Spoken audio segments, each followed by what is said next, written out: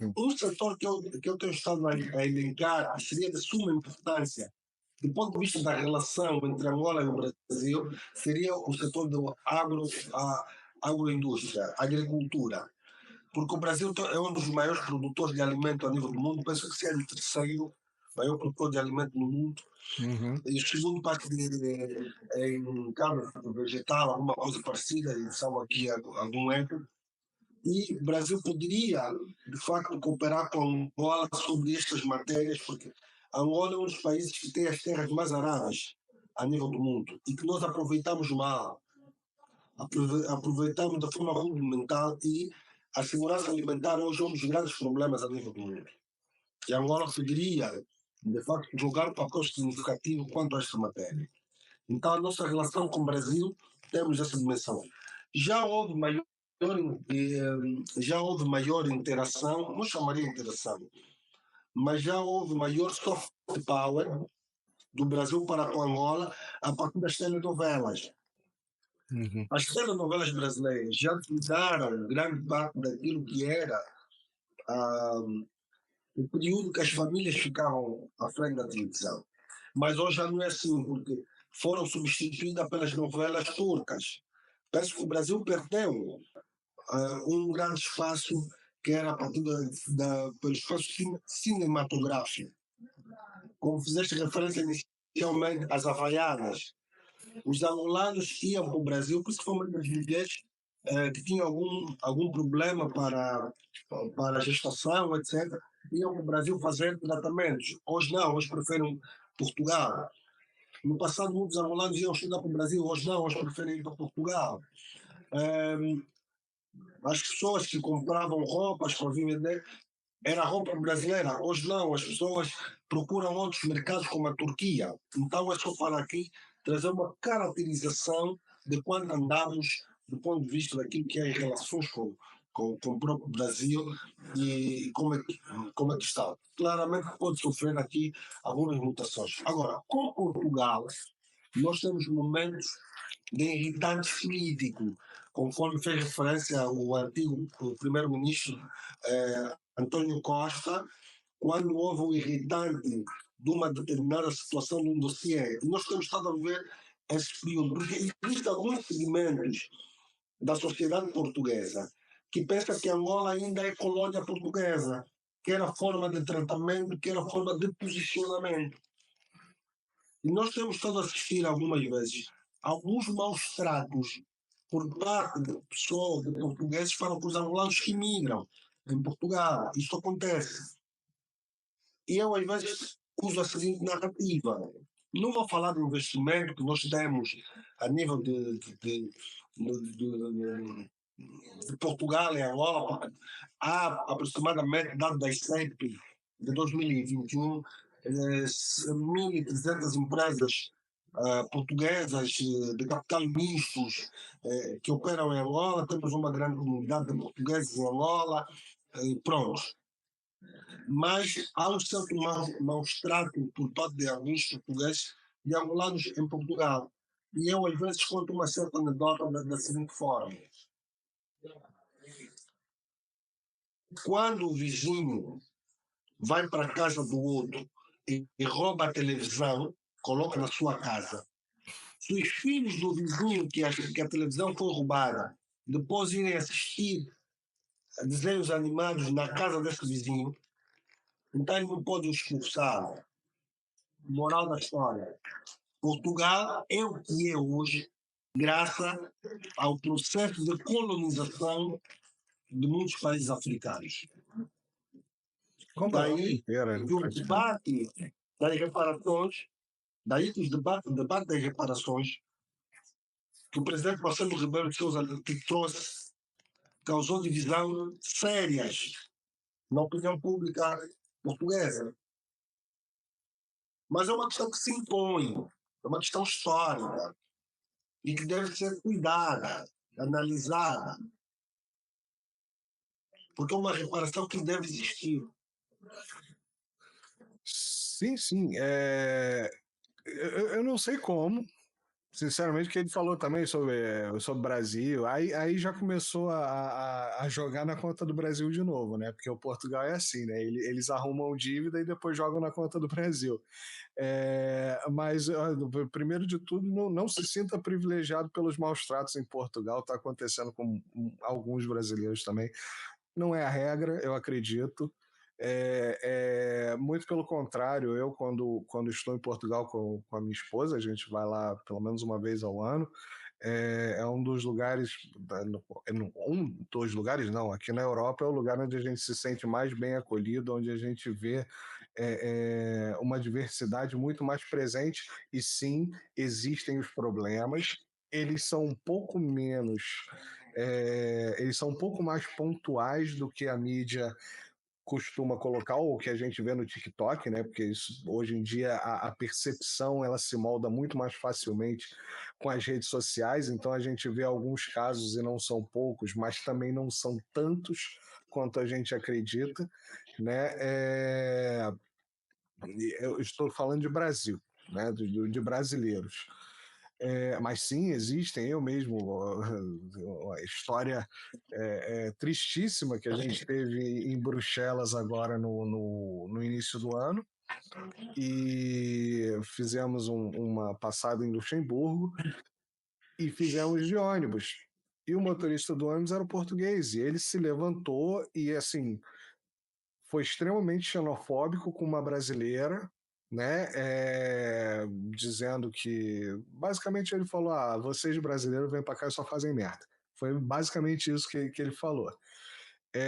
Me aborreceu muito, né? Então, assim, só para deixar claro que não é um privilégio, entendeu? A gente também passa por isso e tem sido crescente, mas felizmente não é tanto quanto a gente percebe pelas redes sociais. Isso é uma percepção pessoal minha de quando eu vou a Portugal. Tanto eu quanto minha esposa somos extremamente bem tratados e vemos muito mais essa diversidade do que em outros países aqui na Europa.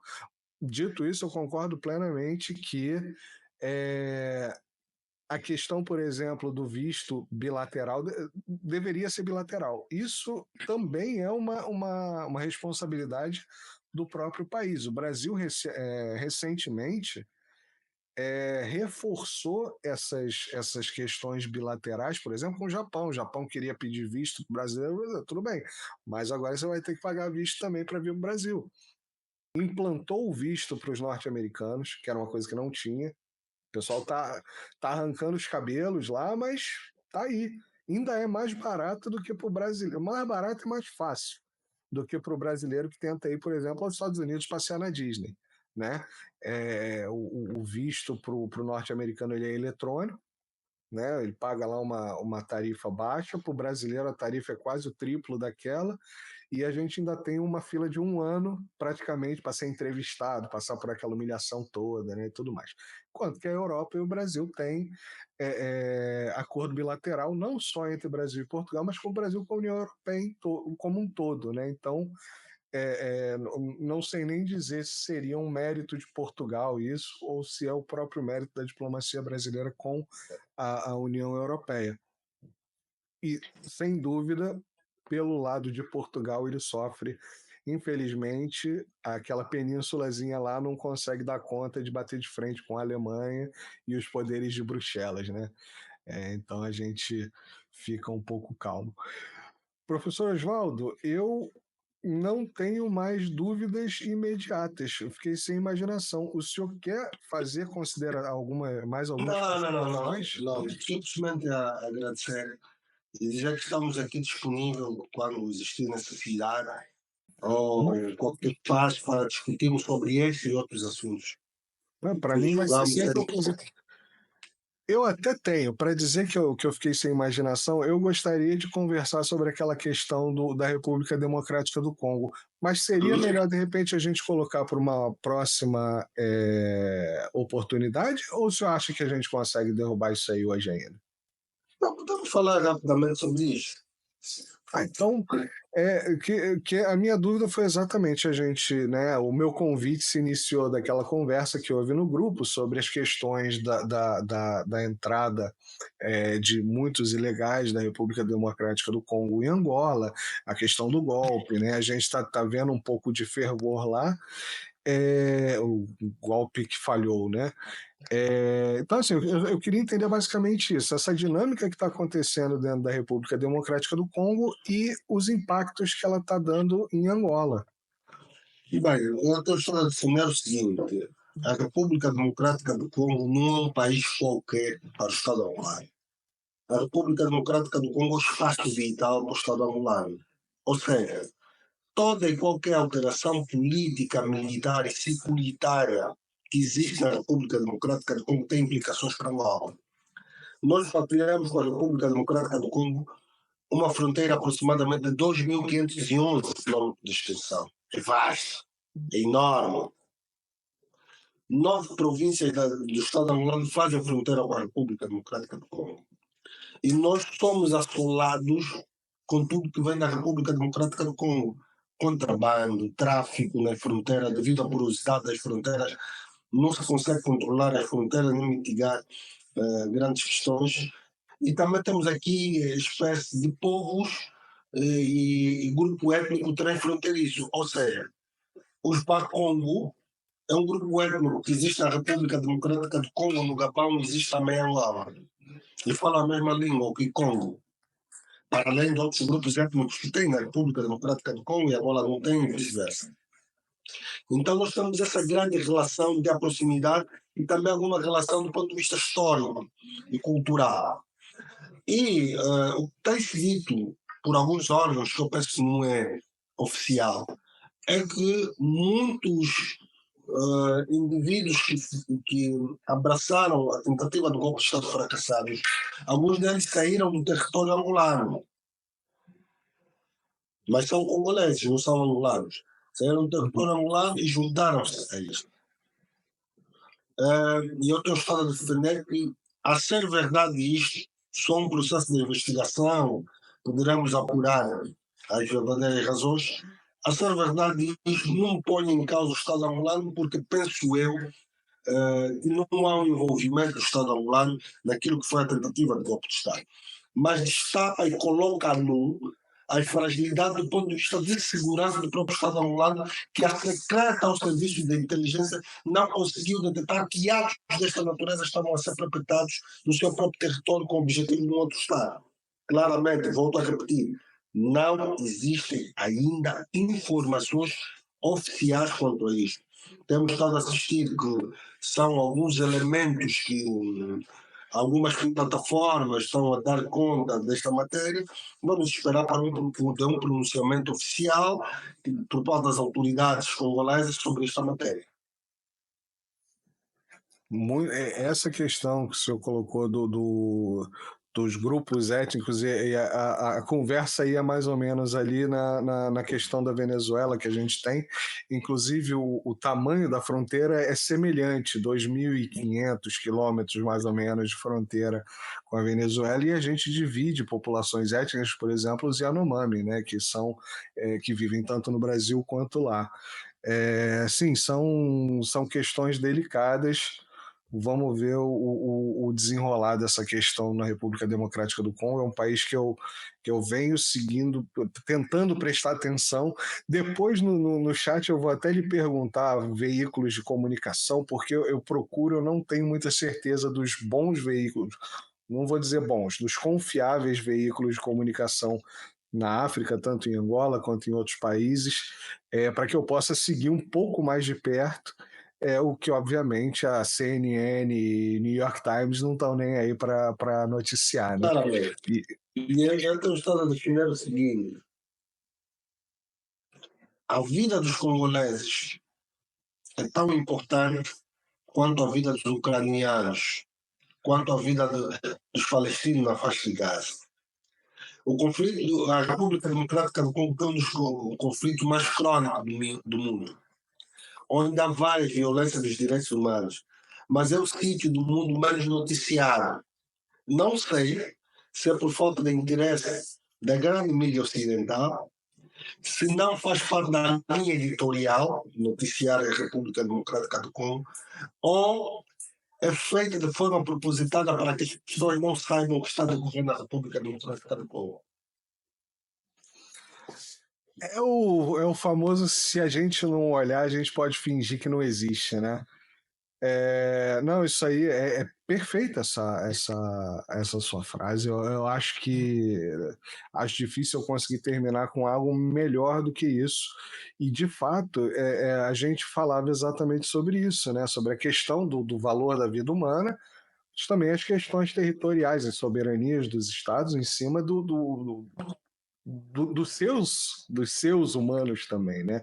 E não, de fato, só para a República Democrática do Congo é o Congo do Congo Dadá, não? belga, Leopoldo Sedar Senghor, Congo Daquele antigo militar, o Amin Dadá. Não. Não, Aquilo é esse é o Uganda. aquele A mina é Uganda. É Uganda. confunde tudo. Era Desculpa. o presidente Mobutu Sese Seko Ngua Zabanga. Ok. Esse nome eu nunca tinha ouvido. Não, pesquisa Vou Mobutu, eu pesquisar. vou enviar o nome. O presidente Mobutu dirigiu, ele também deu um golpe de Estado. Uhum. Quando o Congo atinge a independência, dá um golpe de Estado e fica no poder mais ou menos até 1997, 96, quando também é derrubado por um outro movimento. E governou a República Democrática do Congo com braço de ferro. Eu vou partilhar o nome dele, podes pesquisar, a história dele. Estudar a história dele. Pelo menos a história ele coloca como um dos ditadores do mundo, do século XX. Sim, importantíssimo. Professor Oswaldo, vamos para uma próxima oportunidade. Agora está começando a ficar tarde mesmo, está começando a me dar fome. Vai lá, Marcelo, estamos juntos.